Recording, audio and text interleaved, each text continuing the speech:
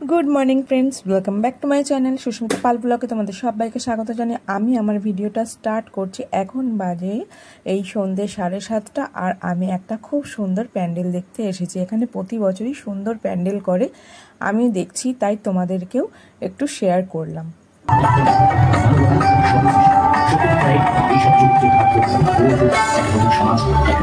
এমনি তো আমার ফেলুদার গল্প ভীষণ ভালো লাগে, তাই আমার এটা ভীষণ পছন্দ হয়েছে। স্বপ্ন, ভয়, আশা আর প্রশ্নের কোলাহল সারাক্ষণ চলতে থাকে আমাদের মস্তিষ্কে। আজ সেই কোলাহলই কথা বলবে সত্যজিৎ রায়ের চরিত্র। ছোট থেকেই পড়াশোনা করে বড় হতে চাইতো, কিন্তু অপুর মতো কত শিশু আজও স্কুলে যেতে পারে না। আমরা যদি তাদের একটু সাহায্য করি, তাদেরও হয়তো স্বপ্ন পূরণ হবে। রহস্যের সমাধান ফেলুদা অনায়াসের তুড়ি মেরে পড়ে, কিন্তু এই সমাজের বড় রহস্য হলো অন্যায়ের নীরবতা। যদি আমরা চোখ করে প্রশ্ন করি, তাহলেই সত্য বেরিয়ে আসবে। জ্ঞান দমন করে স্বাধীনতা কিনে নেয় হীরকরাজ, কিন্তু মনে রেখো, যেখানে মানুষ চোখে আঙুল তুলে প্রশ্ন করতে শেখে, সেখানে হীরকরাজ কেন এইরকম কোনো রাজত্বই আজকে থাকে।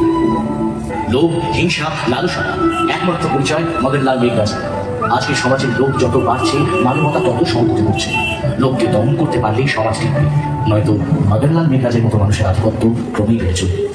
বাচ্চাদের মনে আনন্দ থাকলে অন্ধকার টিকে থাকতে পারবে, তাদের সেই স্বপ্ন নষ্ট করবে। এই কথাই বারবার বুঝিয়ে গেছে হিজি মিচমিচ।